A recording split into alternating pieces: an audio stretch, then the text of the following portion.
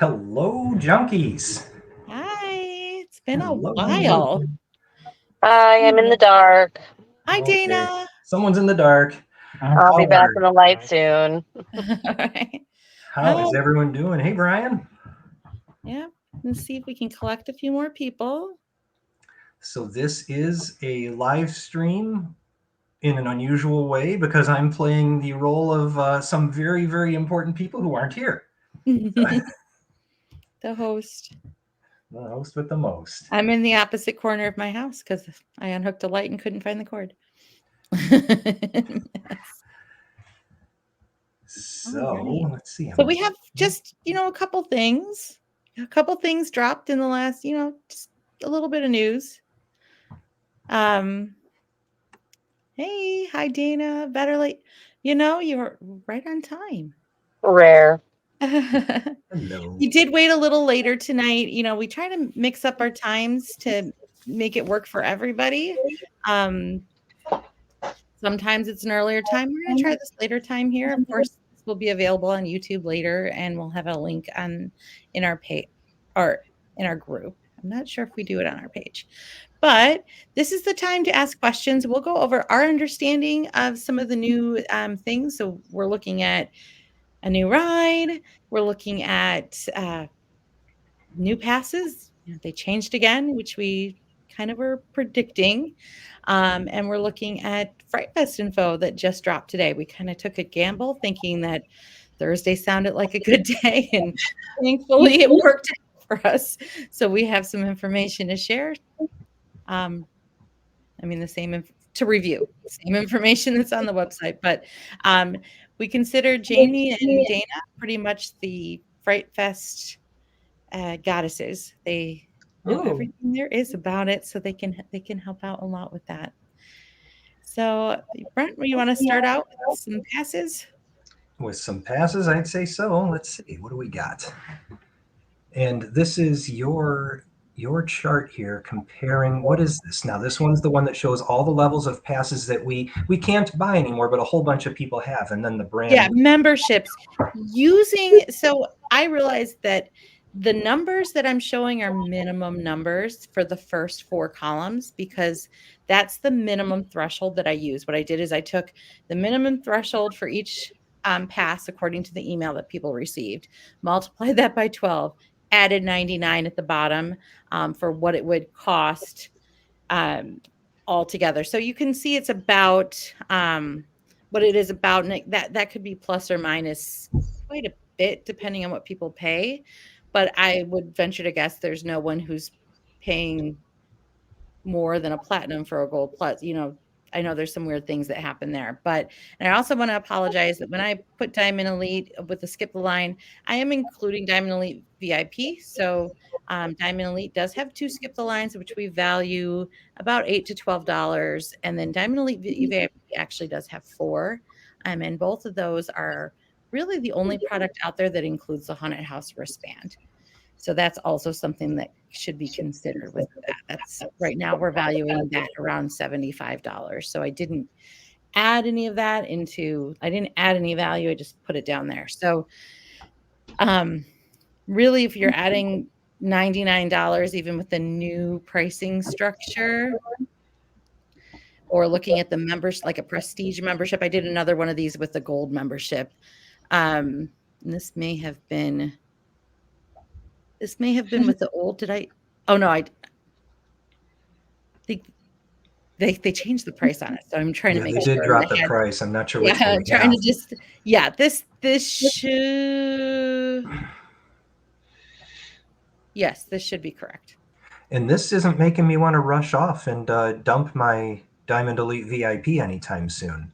Yeah, I hesitate to say it because when I say things, then it doesn't work out. But I think I don't know with the way that they priced it that that's actually something that we hear everything that's saying that the park doesn't want us or the corporate doesn't want these memberships around anymore.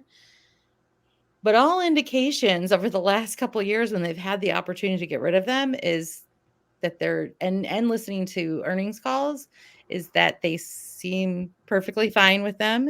And if they really wanted to sticker shock people, they would make a bigger upgrade price.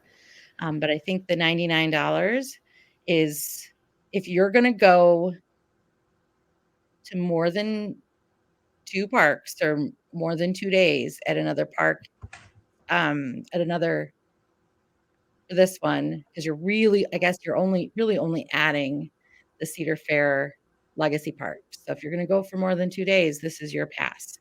Now, as far as what it includes at Cedar Fair parks, if you have dining, it's not gonna include your dining. We need some confirmation on parking. I would assume it does include your parking just because every other level does, but I don't anticipate that it would work for things like skip the line or discount amounts, but we could be wrong. Yeah, and this is the gold comparison. So this one starts to look a little more comparable to the Gold Plus product that many legacy members have, and what the new gold membership is. Knowing that there are many people who are paying more than that 180, who would be paying more than that 188 per year for their Gold Plus, just because their memberships cost a little more. So everything in the first 4 columns is the same, except for that error with that skip the line and Diamond Elite, and then comparing it to the Gold membership. This one is looking at if you wanted all the bells and whistles. So we try to look at this many different ways. If you have another way you want us to look at it, I'll try to pop something together. But this is if you take just the Gold Pass and Prestige Pass, the 2025 Gold Pass and Prestige Pass, and if you just keep adding to it, where you would be at the very end. And of course, as soon as I got it done, stayed up late and got it done, they knock the price down. I would say it's much easier to wait until the end of the sale because things change. But we look at our base price is $75 for a gold.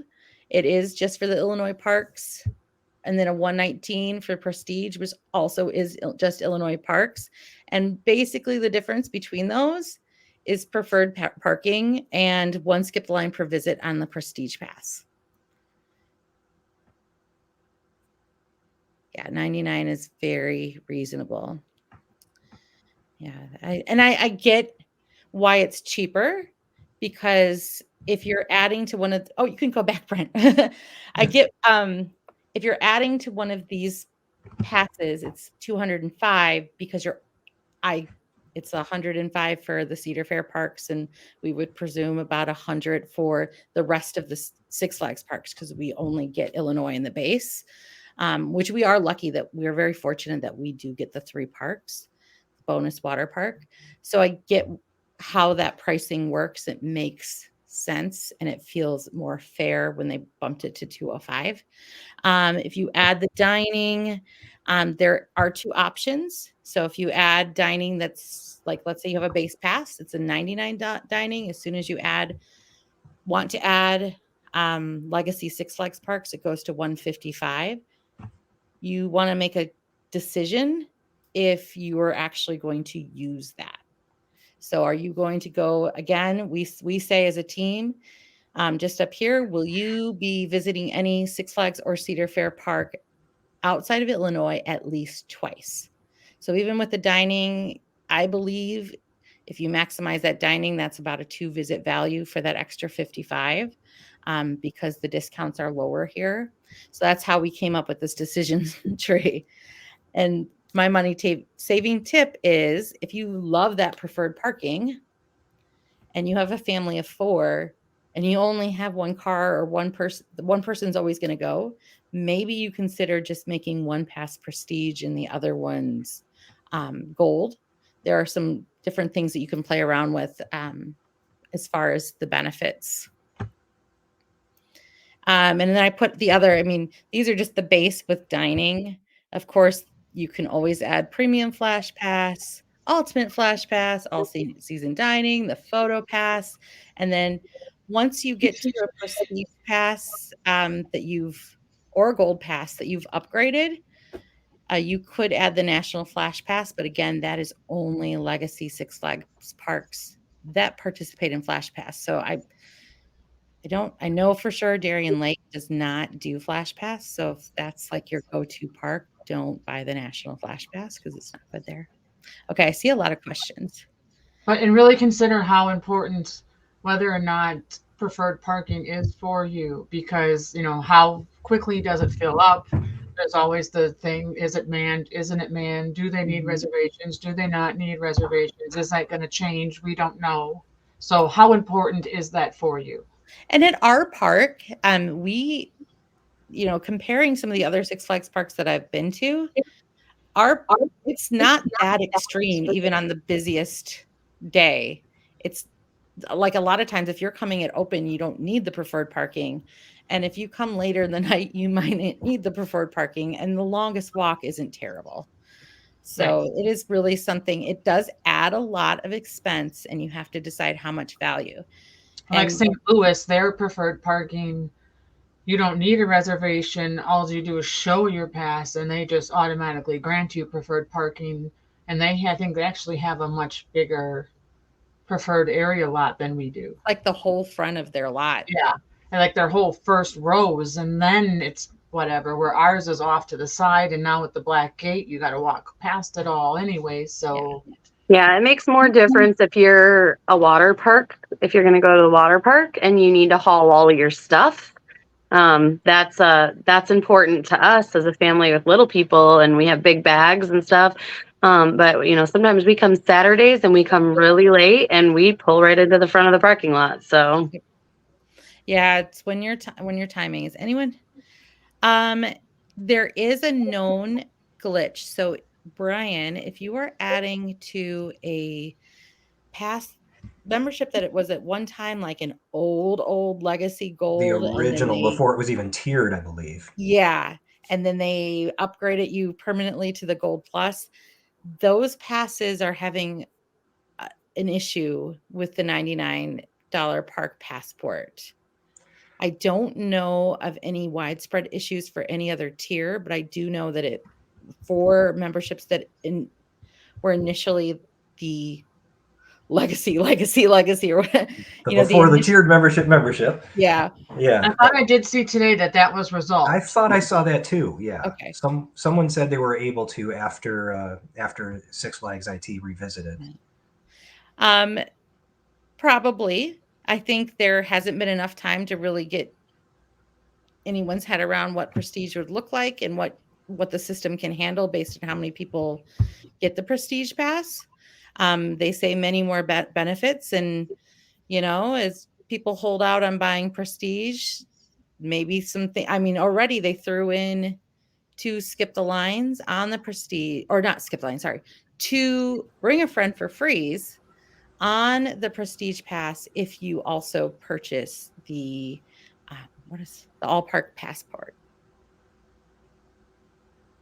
You went from interesting. I'm not planning on getting the passport, or I would test it for you. Legacy seater, first come, first serve, but it's staffed. Okay. Brian, try it again. If I would definitely send a contact us if it doesn't, and say I would like to give you $99. How can I do that? Our saying is Six Flags will always take your money. Any other questions? We'll do our best. I know we have some people on here that visit Cedar Fair parks again, or a lot, but again, really the rule of thumb with if you need the passport, if you're going to attend a park that's outside of what your pass will give you, at least 2 times. And just keep in mind that your legacy add-ons are going to be for your legacy park company. So if you have a dining pass or a flash pass within your realm, it's only going to be for the Six Flags parks. You can't go over to Cedar Fair and then start waving your dining pass and say, "Where's my meal?" Not going to work. Yeah. Also keep in mind that that does not start until January 6th, 2025. So if you buy that add-on, many things, like if you bought a pass, it would be good Saturday. But many things, especially that part of being able to switch over between brands, that doesn't start until January 6th. We also have received confirmation that the system should We do know that the dining is different for 2024 versus 2025 pass holders, but the information we have received is the system will recognize the 2024 pass first, and then the 2025 as far as the meal waiting in between. And there are continue using your sports bottles for 2024. They will be on sale through the end of the season. There will not be a switchover until we come back in the spring. And those will be an add-on. Consider that like an add-on. You have to buy your own drink. That's not included with any of the new pass products. Legacy members, platinum and above, will get a little coupon in your app in the 2025 season to pick your cup up. So And did we mention the difference in wait time for your meals? Yeah, we didn't.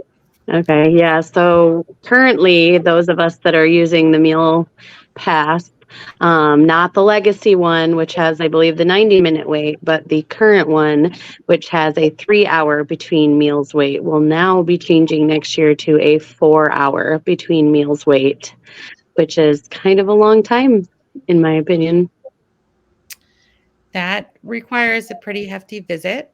We've heard other scuttle about changes like not being able to get a downgrade from a meal credit to a snack. We've been I think told that was debunked. Yeah, we were told, as far as anybody at our park knows, that they will definitely downgrade your meal to a snack if there's Sure, we'll give you less for nothing. I mean, and there are some locations where I'm thinking like Strutters, they have all of theirs are meal with fries, but they don't have fries for a snack. So if you want fries, you have to order the meal and just chuck the chicken, I guess. But yeah, they were like, of course you can get something cheaper. So as far now, everything is subject to change. This is a very, you are guaranteed whatever benefits that are in writing as far as these new passes.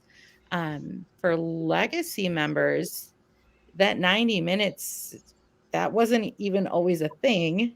So we don't know if our time is going to change. We don't know. I mean, I really like the 90 minutes, but I also don't need 2 meals in 90 minutes. So That. But I just wonder how that would work for like Rockford that is only open 11 to 5. Eat when you get Right. there, eat when you leave. Yeah, you got to come Yeah. hungry, and the amount of legacy memberships that are based in Rockford is probably small, though. right. would But I'm be saying for a 4-hour wait meal, Yeah. that 11 to 5 is not really. Yeah. It's going to put a lot of strain on their food service, the beginning and the end of the day. Which is the whole reason I believe, yes, Diamond Elite, if you have a membership that is platinum, Diamond Elite, or Diamond Elite VIP, you will still get the yearly cup. They will not be doing the stickers on the stainless steel tumblers like this year we had a choice. It was made clear that in 2025, the cups are completely discontinued. So yeah, the cups are still, that's another value. If you have to think, go back to my first slide and look at all the value in the membership, that's another value, is having that cup that's, as of today's prices, is $34.99 plus tax. I'm going to pull an old comment really quick. Brian, I have confirmation. The right people are aware of this problem and they are getting it resolved. Oh. Still have a little, this sale is usually one of the longer sales. So there's definitely, if you already have a pass, it's not a huge hurry right now. We do, we already saw the one change. If you aren't aware, the All Parks passport for prestige passes and memberships was initially like $350. It was kind of insane.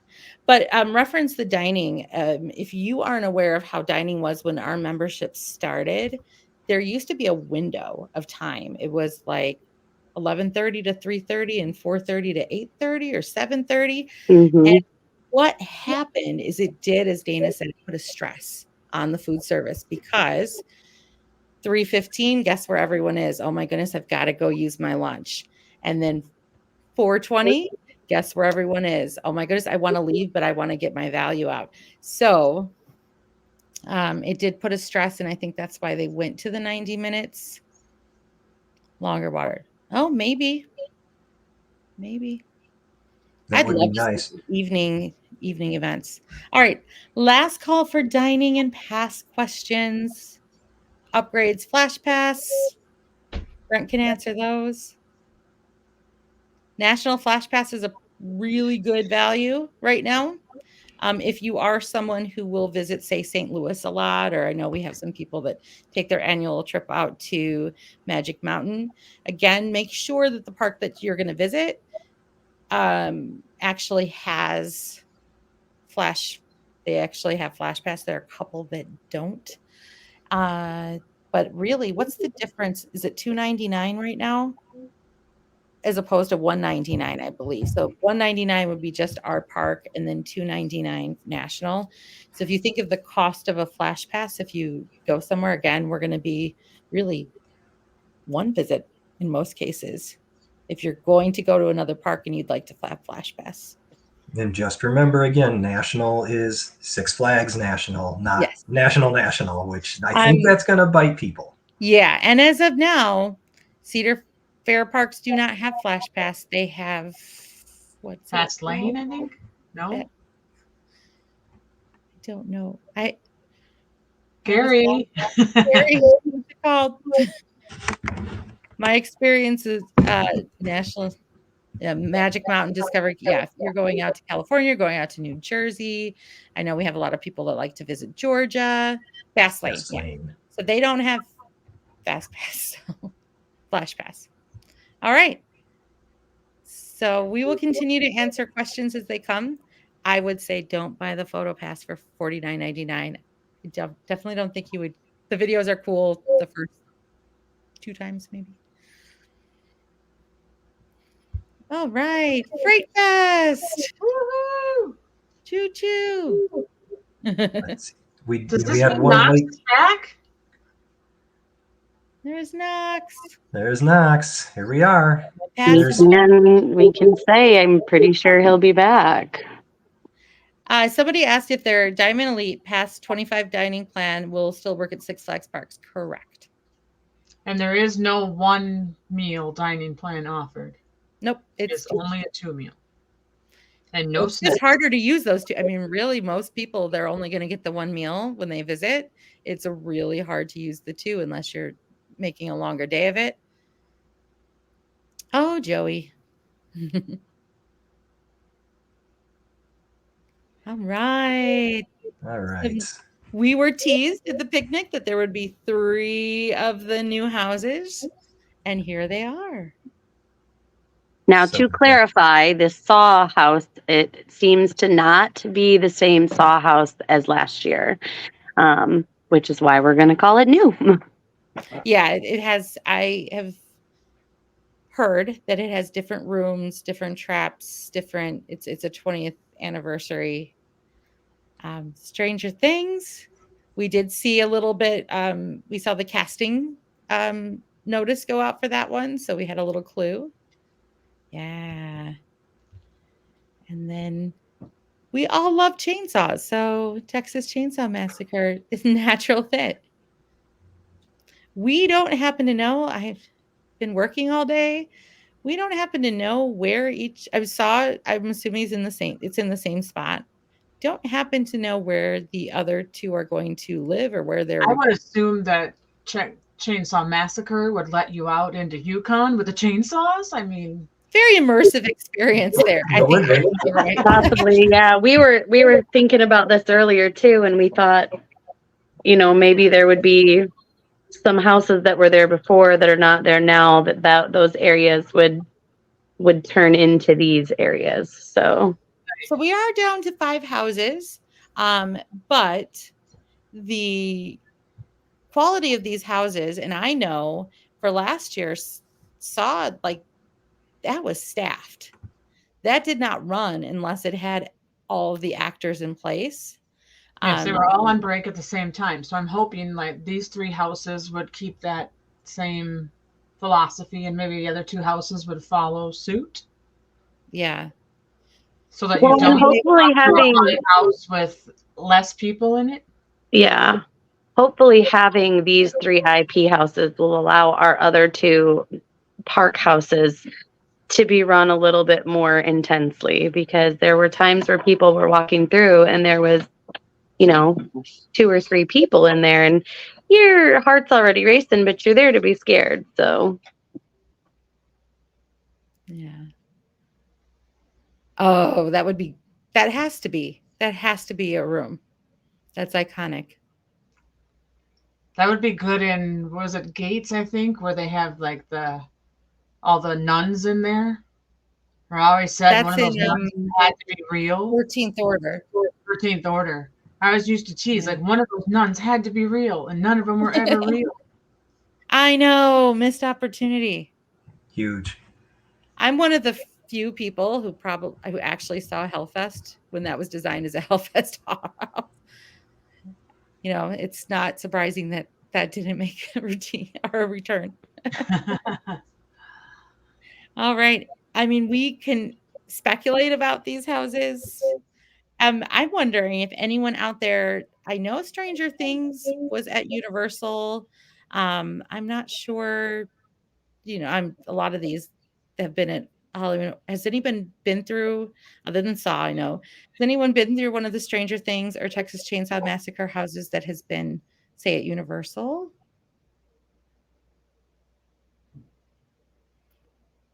My only fear would be if they're not done on time, then we're down to 2 haunted houses for the first couple weekends. That would be a bummer. Yeah, And I hopefully think that doesn't last year happen. was a shipping issue. Things just didn't arrive. Okay.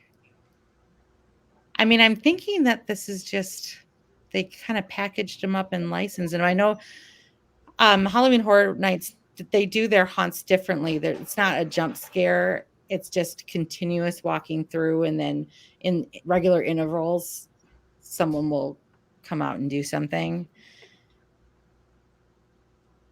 Oh, last season. Okay. I I have wonder. not seen a single episode Well, of that's, Stranger yeah, I Things. haven't, but my girls do. So that's Vecna that I'm looking at. Am I right? Okay. And I have 2 daughters who are anxiously awaiting the end of Stranger Things.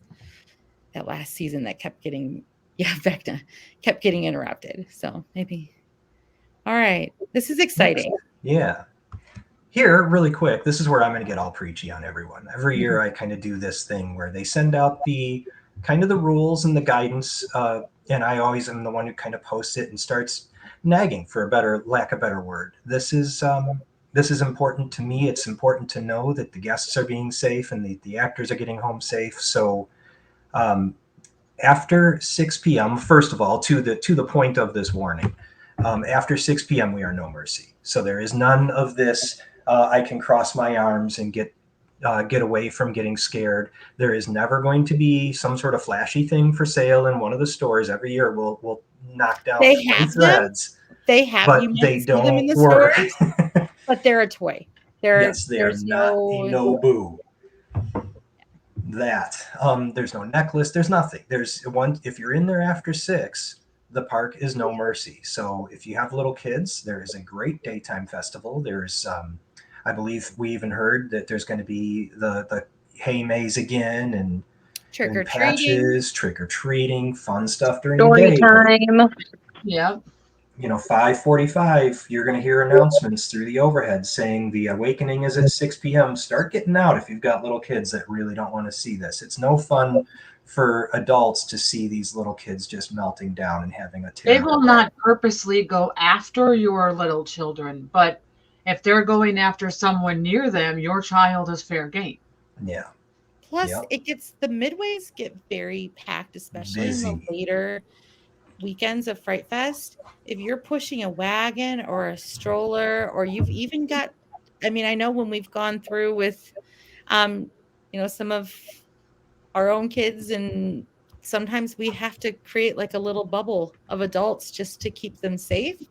It is very packed, and a lot of people, because it's an immersive experience, sometimes people legit get scared and they're knocking into things, and little people are a little hard, children, they don't understand what's going on, and it just can become even more overwhelming and more scary.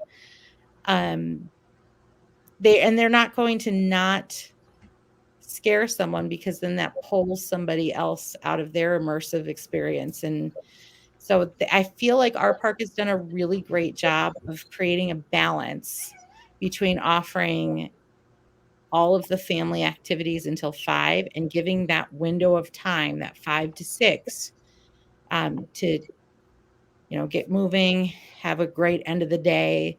If you're at the carousel, like right at 6, you can usually get a ride in before the uprising comes through. And you can see the parade from a distance and kind of get a judge, Yeah. No doubt. That And then, go ahead. Oh, no, I don't really have anything else to say. Well, a birdie told me that the last 3 weeks of October are scheduled till midnight. So Saturdays. That's kind of neat. Saturday, thank you. Saturdays only, yes. Saturdays. But to my preachy thing, so be careful with your little kids. Monsters aren't going to touch you. Please don't touch them. We heard stories last year of monsters that got bruised and bumped up or touched, and it's no fun to hear. They're not there for that. They're there to scare you. They're there to have fun, and it's a one-way street. They are there to scare you. You are not there to scare them. Please leave them alone. They are trained to do scaring, not to have nerves of steel. If you're following them around and jumping and saying boo, that is not your job. You are a guest. The trash talk to the scare actors, it makes you look like a fool if you do it. You look like a fool, and also it ruins the experience for everybody else. And it's cruel, because they're not going to say much back, just to start calling people names that are in a costume. Of course, none of the junkies would do that, because we're all very respectful. But there are always those little cadres of middle school boys that think they're so tough. Yes. So don't be that person. Don't be the person that security has to apprehend and get a free tour of the exit, because that's no fun. And also be careful. Every year, one thing that is a little upsetting is I love, first of all, sitting down at the benches by the chainsaws. Love, love, love it. There will always invariably be someone walking through, shooting their TikTok, waiting for the chainsaw to go, and then they start sprinting while they're holding their phone up and acting scared. First of all, don't be that person, because that person looks like a moron. And second, be careful of that person, because there will be that moron. It won't be one of us, but just be careful. And please don't be that person. If you're a person who throws hands when you get scared, don't come. Put your hands in your pocket. Just these people are paid to do this. They love what they do. They're fantastic people, but they don't deserve to go home, get their makeup off, and lay in bed with bruises. That is not why they're there. Yeah. I saw a dad pushing a stroller, get scared, pushed the stroller just all by itself, and he ran. He was gone and left his baby. I have never laughed so hard. I mean, poor baby. And I did see a comment come up that, like, some kids love it. Your kids. Yes. Some kids, we're not saying no kids allowed. And by the way, I've seen it come up. Our park does not have a chaperone policy as of today. It did not sound like our park was going to get a chaperone party or Don't policy. encourage them to get one by acting a fool. Yeah. So there will be unaccompanied minors there, not unaccompanied little children, but some kids, they love it. To the costumes, no costumes for guests over 12. This actually goes for there's a safety reason for this. We need to know when we know that our monsters are safe. We know that they're going to do a great job scaring us, but they're going to respect certain boundaries, like not touching us. But another adult who's in a costume or in a mask specifically, we don't know that. We don't know what that monster's boundaries are, or even a teenager who's in a full costume. We don't know that. Right. So something really interesting too is, I mean, you guys, a lot of people have seen Espen, and we dress her to the nines. She loves it. This is her favorite time of year. But even with her as a small person in a very good costume, we have had people come up to us and say, does she work here? Can we take a picture with her? And I mean, so if there are adults out there in full costumes and masks and things like that, you know, you don't know who you're dealing with when the people that aren't supposed to be costumed are costumed. And face paint for adults is the same as a mask for these purposes. I will say that we do usually find in Fright Fest that they do switch to a all bags checked secondary screening. They did last year, and I believe the year before. After a certain point, they did do secondary screening for each bag. I would hope that maybe we know that a lot of people don't necessarily walk in the same way as they end up presenting themselves in the park. So maybe that's something that they'll be looking for as they'll be looking at the bags. But, you know, I know some people have some kids that are at that 13, 14, 15 range. I know I have a 13-year-old and they want to be able to wear those costumes, honor that, because as they get bigger, it gets more convincing that they're a monster in the park. And especially, you know, when you're holding something, somebody had like a toy machete last year. It's probably somebody in the Junkies, but they like there was a kid with a toy with it was a Michael Myers mask. Yeah. And then like a machete and was like wielding the machete in the crowd. It was not cute. Wasn't impressed with his work. And then, of course, there is a different reentry policy for Fright Fest. Yeah. When you are in, once it gets to 8 o'clock, you are in or you are out. There is no re-entry. So in the regular season, up until Fright Fest, re-entry, people say, how late can I re-enter? And we're like, 1 minute before the park closes. That is not the same for Fright Fest. And Fright Fest weekends start very soon. So after Labor Day, you can't re-enter, or a little bit after Labor Day. We might have 1 week in between, but as soon as Fright Fest starts, no re-entry. Entry, you're good up until 1 minute until, correct? It's the first initial entry. Yes, you can. As long as it's not capacity.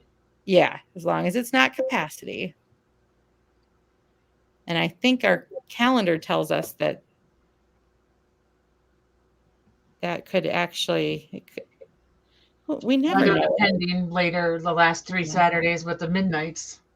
Yeah, if I would look at, with the midnight might help out. I'm not sure.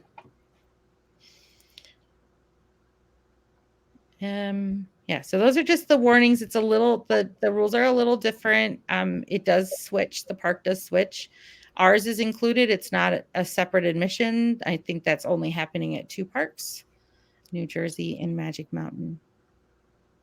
And the prices for New Jersey and Magic Mountain, my gosh.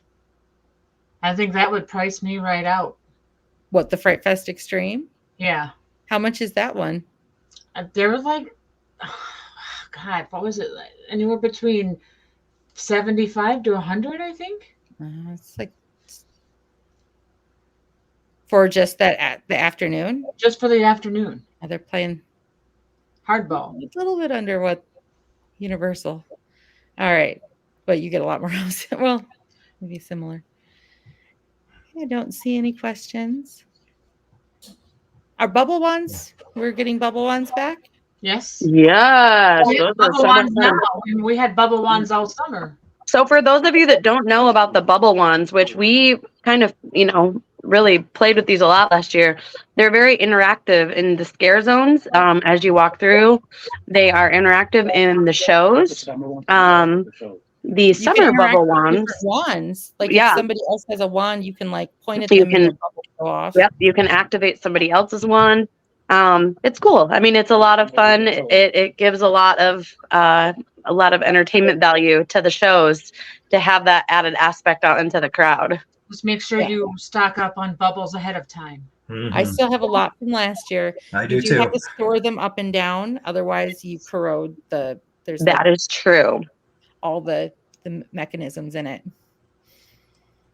They're a little awkward to bring back time after time, but they're fun. Find me. I'll show you how to carry them appropriately. I have a system.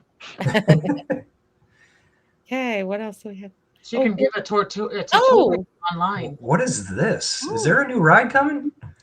Wrath of Rakshasa. I did it. I said it right. I did it. We've been practicing. We received a phonetic spelling of it. So Rakshasa. So our first new coaster since Max Force in 2019. And it's a is this. biggie. It's a biggie. 3,239 feet long from B&M. And it's a dive coaster. And boy, I'm pointing at my screen like you could see. It's going to go over the path. So you're going to be in hometown. You walk in, you turn, you bear to the right, you go by Max, you go by hometown and all that. And now you come up to that whack-a-mole. And if you are proceeding to the left, not going to Southwest Territory, but proceeding to the left, this thing will be high overhead, 180 feet over the path, way overhead. So this is really different from so many of the coasters that are all mostly on the perimeter. You have, Superman out there and the Eagle Way out there, and everything's kind of, you can stand and observe it from the side. We have very few instances, I guess Joker, sort of Batman, where you can really kind of get closer to the action and see the coaster go by. This thing is going to be all over the path. Really, Demon is the closest we can get to anything. Yeah. This is going to be something else. This is going to be really interactive. I think our junkie photographers are going to love this. You're going to get a bunch of great photos out of it. But 180 feet tall, 171 foot drop, and that 96 degrees. So after you go over the top, you're actually pulling in. You're going closer to the lift hill as you go down. You're inverted almost, and as you go down, so there should be some pretty good floating there, and that is a world record right there. And you'll hit 67 miles an hour. You'll do 5 inversions throughout this thing. Yeah, I'm really excited too, and this is going to be great. And I can't wait to see your pictures of it. That's the best part. We don't have anything this color. I really like this blue. Yeah. We have nothing. If anything, it's an homage back to, Shockwave. Maybe this is it. Maybe it's just rebuilt and reconfigured. One thing of note on this is there's no mid-course brake run. So if you follow that thing, you go through that drop in the Immelman and the dive loop, and there's just nowhere where this slows down. So you're going to trade some overall ride time, some duration for the thrilling speed. You are just going to be hauling through this whole 3,200 feet. So some people like that. Some people like the brake run where you get that almost the second mini dive. Well, we're not getting that, but we are going to be flying. I think it's going to be a blast. Let's see what else. They kept the Demon. That was nice. It was, us old people here, turn of the century, and Demon are now going to be right next to it. And then Demon Snacks, that original 1976 building, that didn't get disrupted. So and what is when we're talking about what a Rakshasa is. I screwed it up. What is Rock lobster? Was it a Indian god or something? He was some sort of evil. I frankly don't know. I read it. He's a demon. He's a demon. It's like the demon. But he's like a shapeshifter guy too. Can't he represent anything or come in multiple forms? Dear Google. Yeah, I think something like that. Yeah, so we're gonna have some I think that part is very cool. That around Demon, I also think it's cool. A lot of time was spent really finding a layout that would work in the space that was there. We always say that there is space and they'll find it. They found space. But I think it's really cool that you have like a shape-shifting demon and then the demon's eyes looking at. That's very cool. Mark, they're going to keep that building, and there's nothing, as far as we know, that's getting removed at all. Aside from Buck, which Buccaneer has been down forever. Yeah. I wonder though if they'll repurpose that building more as like a gift shop or. I thought I heard they just said it would be an exit gift shop exiting the ride, but I don't know if it's going to be that building or if they're going to put it next to that building or how they're going to do that. But yeah, he wasn't perfectly clear on that. Loose vehicle policy. There are going to be pass-through lockers which these things are awesome. At least my only experience with pass-through lockers is Disney now. You go on the Tron ride and you go to a locker and you're on one side of it and you load your stuff in, and it's the wall between the entrance and the exit. And then when you're leaving, you're on the other side of it and you take your stuff. I think this is going to help this ride be so much more efficient if people aren't. Especially since it doesn't have a mid-course break run. I think that's really important that that's there. I love them too from Universal. Usually you just select a little code and put your code in. They usually give you over 2 hours to take your stuff out. Race. But how do you, so if you're using Flash Pass, then how do you use your phone to? Well, I'm guessing they'd have to do it before the locker system. Sometimes they'll do the lockers in some rides at past that point. Like in some rides, there might be a way that you can do that before the lockers or after the lockers, or they put that within the queue, like it's further down in the queue. It's not right at the entrance. So just depends. Because if it's going to be a long line, sometimes they let people hold on to their things. And then I've gone to rides that had the lockers like almost before you get to the station. I don't know when they're replaced. Gary just broke some news right there. I don't know if y'all see that. Oh.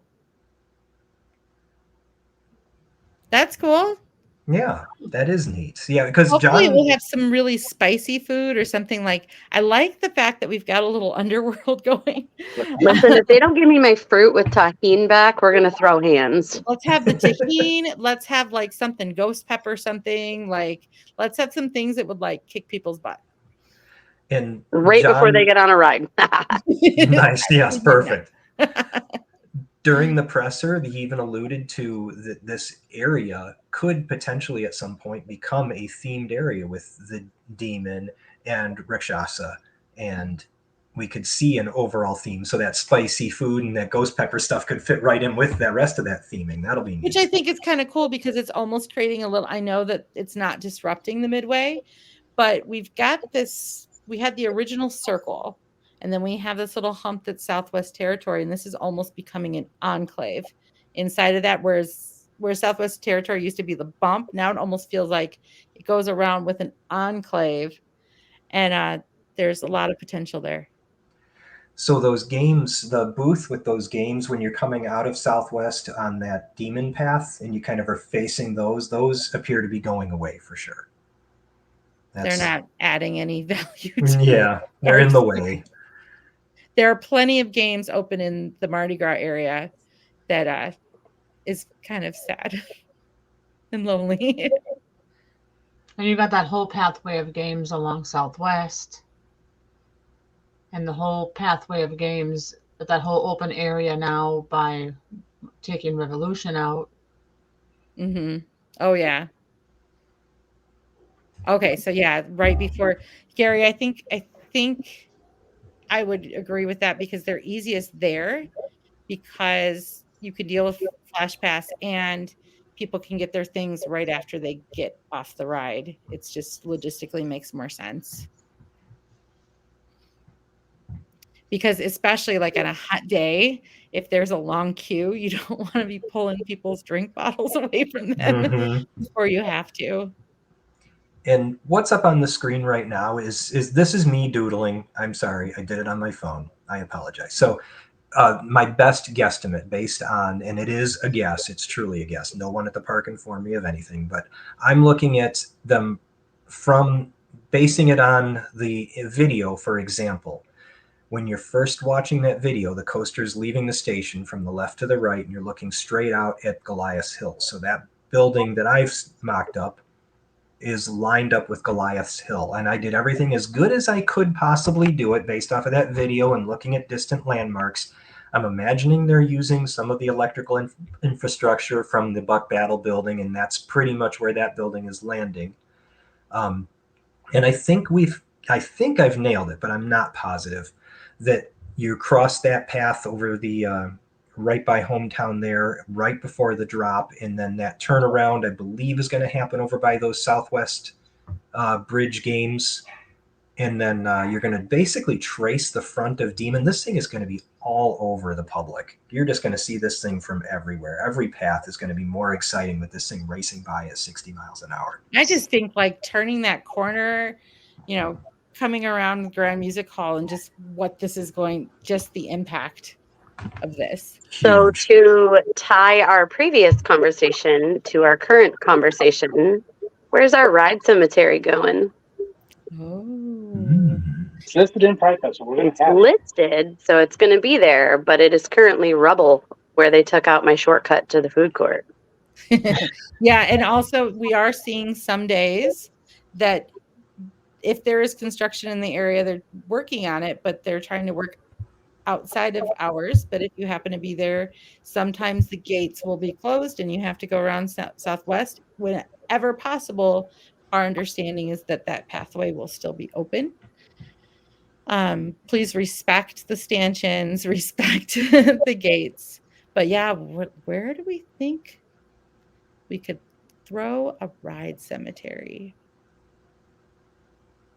Across the way, maybe back where Bloodshed was for now, because it was there originally before It Bloodshed. was. Yeah. Yeah, maybe, but it Intermittently, at least. probably depends where the the ride's stanchions are going to be there, maybe, but Maybe we were what thinking like maybe up in the area that they've opened up by the entrance when you go into New Orleans area, how they've taken all the trees and things out there. That space is much wider, and maybe they could use some space up there. maybe Mark in just Roaring suggested. Rapids. By Yeah. the sprayers. Mark just did mention the hangover area. That area is going to be pretty quiet. That area is very quiet. So they took that out, and then I was wondering if any of the new ride was going to hit that, and that's why that ride had to be removed. Oh, for hangover? Yeah. I've heard pretty resolutely from John that it is not crossing the service road at all. Yeah, John said something else during the presser too, some comment, and he made it quickly and flippant. It's just not coming back to me right now, but it was something that led me to understand the design. Oh, I think he said it was going to cross the path 3 times. Now, there is something that my little doodle sketch doesn't cover. I cross it twice clearly. It is possible that loop at the bottom left gets really close to that demon path, the southwest path, and maybe that's a 3rd crossing. Otherwise, I just clearly have an error in my path, or maybe John misspoke. They're probably really entertained by your drawing. Somebody's sitting there with the actual plans. I'm imagining Honestly, they're sitting there though, going, that helps my idiot. brain like so much to be able to see that, because I know what they're saying. I go to the park a lot, but like to see even a really vague overview of what could potentially be help my brain go, okay, that makes more sense. If I'm a little surprised it goes over that little kiddie area there. I'm just thinking, tiny little kids, maybe they won't notice. Maybe they'll be down there under their little canopies, riding their little ladybugs and not really feel it. But Well, you're gonna yeah, have a most of them rocking have a coaster. canopy on them. I think just the one doesn't. They're going to enjoy the breeze. But this is going to be exciting. And John said they were shooting for, and now he didn't. I don't think he wanted to be held to this, but he was pushing for Memorial Day. It'd be really cool if it was open for CoasterCon, which is going to be held in our park. That would be cool. Which is If you're not probably familiar, I think. Our friends at Ace host a really amazing event. If you love coasters, consider joining the American Coaster Enthusiast. If somebody wants to put in the chat specifically which chapter we are, is it Midwest?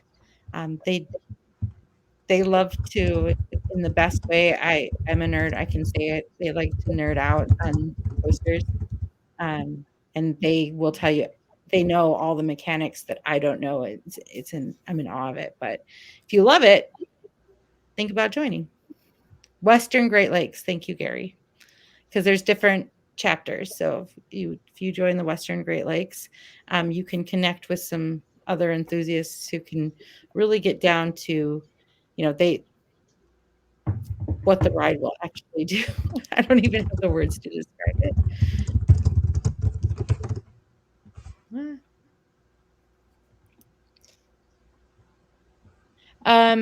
So I think that kind of takes us to the big three that have been going on. We have one more event that we do as a Junkies team. Um, with the opening of Fright Fest, we have traditionally also seen the Coaster Challenge, which is so fun. This is the 10th anniversary. You can ride coasters for a cause, which is amazing. Um, this is my fourth or fifth year being involved in some manner. Either I've been a spectator for one of my kids who has raised the money for it, and then the last couple of years I've enjoyed volunteering. We would love to have many of you volunteer. It's so fun. You wear your little T-shirt. You can be at a ride, and you get to click off when people do their rides and be their best cheerleader. But it does go for coaster. It goes for the Special Olympics Illinois. The Six Flags Great America has had a close relationship with that organization I know they did back when I worked there a long time ago. But it's an organization near and dear to all of our hearts and to the park's hearts. So different ways to get involved. Like I said, you can sign up to volunteer. I know the link is in our group, and they're usually around 3 or 4 hour shifts. If you are a high schooler and you need service hours, it's a really great place to get them, because when you're done, you can go. It wraps up by about 5 o'clock, so you can get shifts anywhere from 6:30 in the morning until I believe the last shift is usually around 1 or 2. Very simple jobs, really fun, and you can get some hours that way if you're in high school, or you can just simply cheerlead and help out an organization if you're old like me. The other way you can become involved is you can actually go ahead and participate in the fundraising aspect. So in order to participate, season pass or not, everyone needs a $25 registration fee. And then to move through to get like different kind of thank you gifts like t-shirts and backpacks. I know that the park, some at different levels, the park throws in tickets or I think even a season pass. As you fundraise, you go up through the ranks. I believe with a season pass, I'm hoping somebody comes in. It is to get the 150 for the lowest tier, no discount for pass for this year. So if you don't have a pass and you raise 150, that will include your admission to the park. But what's great about this is depending on how much you raise, you'll have your early ride access to certain rides to get your distance in. So you're riding a 5K or you're riding a 10K, you're riding a marathon, correct? Is it just those three? Yes. So I think there's more to it, actually. I would have to pull it up and look, but you can ride a 5K, a 10K, a half marathon, or a full marathon. And then if you raise more than the full marathon, there are some beneficial things that some prizes, backpacks, and extra things that you get. And so the way that they track that is you receive a little card with the distance of each coaster that's participating, and you visit your ride and you get that access kind of they punch it and you get to come right to the front of the line, right? You don't have to wait. Well, during the It's early like part a of flash summer, pass. Yep, it's like a flash pass. And then so if you have to ride 5K, it'll punch until you reach that distance, and then your flash pass is essentially expired. So the more you raise, the longer you get to ride, and it's kind of cool. I know when I've been a puncher, and I know I've looked before, you can do the distance, but there's like it's a tiered for the times. So like your access to the rides expires earlier or expires later based on the amount of money that you raise. A lot of organizations, a lot of employers have matching gift programs. So this is something to check in to see if you can help with it. We do have a Junkies team. In order to join it, you just need to go on to follow the link that Bob has posted and join the team. It's not that we ride together, but we're working as a team to raise funds for this organization. When you're We all were in done, second place last time I looked. oh yeah, and I mean, if really you just want to help, we have the volunteering, we have the being a member of the team and fundraising, and we also have. Do you want to just find somebody on the team and throw a couple bucks in their name to support Special Olympics Illinois. That's great too. It's you get a medal. Coasters are involved this year? We don't know, but I do know that one year I was punching at Little Dipper. So if you love Little Dipper and that's not one that has Flash Pass and you want to just keep riding Little Dipper, you can. And it's a great way to get onto that one quickly. So I was just looking on the website. It says Max Force, Whizzer, Viper, and Raging Bull. Are the early access? Yeah, 9 a.m. to 11. Mm-hmm. Yeah, remember our Fright Fest days don't open until 11. So you get 2 hours. It is the best. It's the 2 hours that I look forward to every year because the park is only there with people who are volunteering for Special Olympics. They usually have a really beautiful opening ceremony where some of the athletes come and, share or are part of the ceremony. And then the rest of it is just people saying, everyone's there to help a good cause. And it's kind of a fun morning. I'm pretty sure, if I remember correctly, too, there is a continental breakfast of sorts involved for the people that come in early. Mm-hmm. Yeah, usually some Powerade, water, muffins, apples, pastries. Yeah, because you are riding a marathon or a 5K. You have to take care of our athletes, our coaster athletes. So we would love to have you. It's really important too. I know we have team members on our team who actually coach for Special Olympics, and it's just a very special thing for us. I'll have to see if I can talk JJ into me and him just doing it this year and marathoning Max Force and Raging Bull. And again, check with your company, check with your workplace. If they have a matching gift program, it can be applied. If you are a high schooler and you need service hours, you can drop, even if you can't find the link, drop the link or drop a question in our group and one of us will throw the link in there. It's a great place to get some hours. Something I would like to make mention of, though, is I volunteered last year to do registration and, took everybody's information as they came up.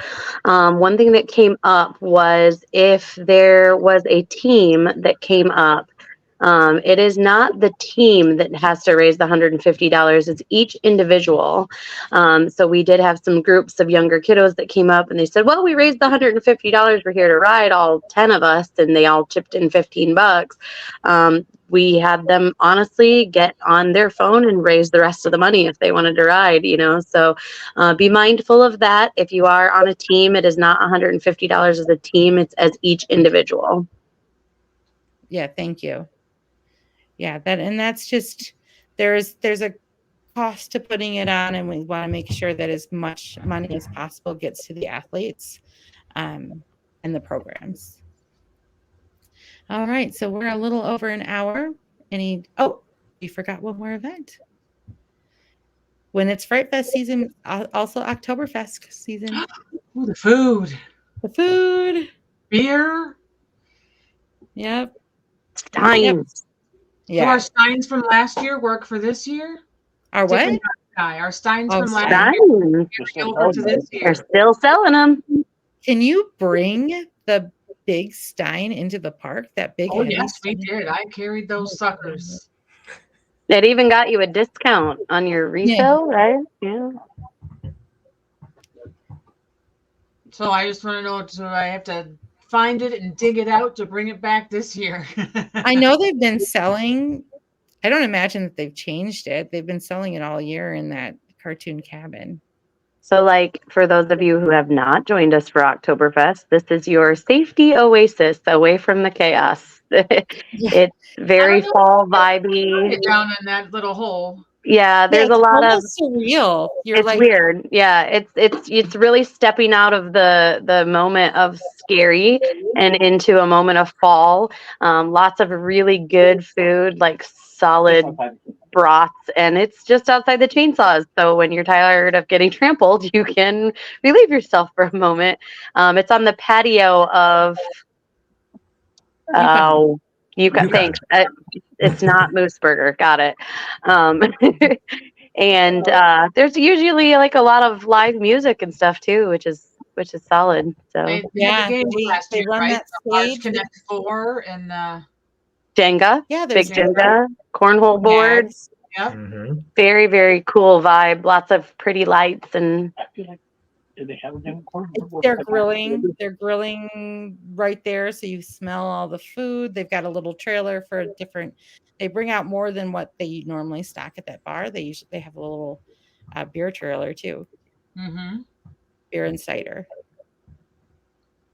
yeah, hard ciders and stuff. I mean, really cool fall vibe. So, if you need a moment away. Yeah. Okay. And I tried to decorate for my Fright Fest vibe and ode to certain junkie because I just moved. I couldn't find much, but look what I had to carry my own Oh, little, you know what. So ode to a certain junkie. Here's mine. Oh, bubble wand.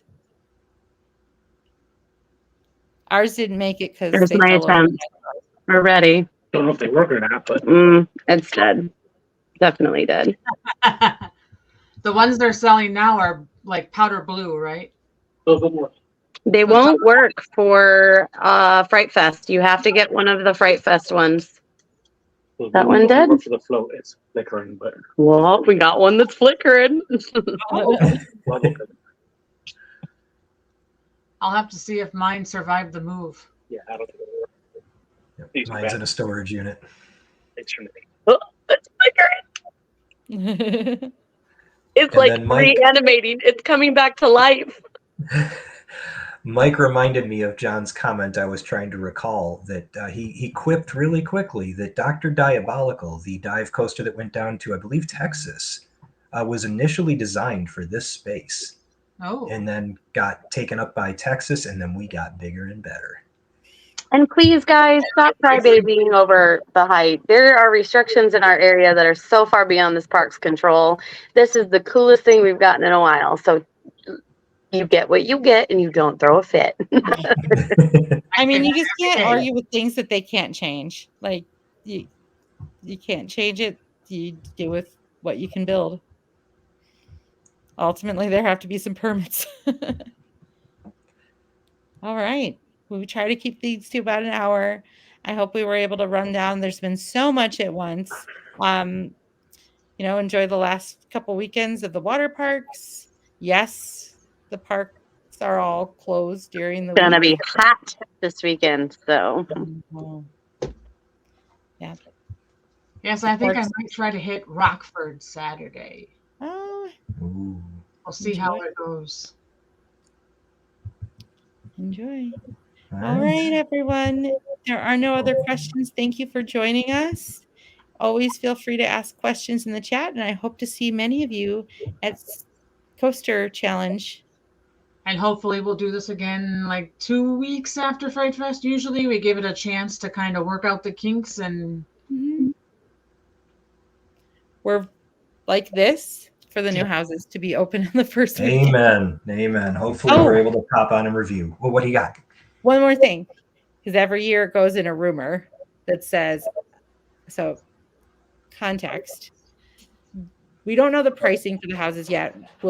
I posted the historical pricing.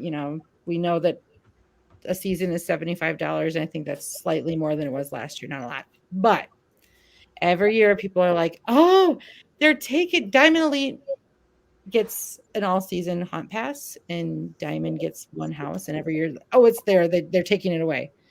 Somebody posted in another group, I want to say it was a Great Adventure group, that they saw on their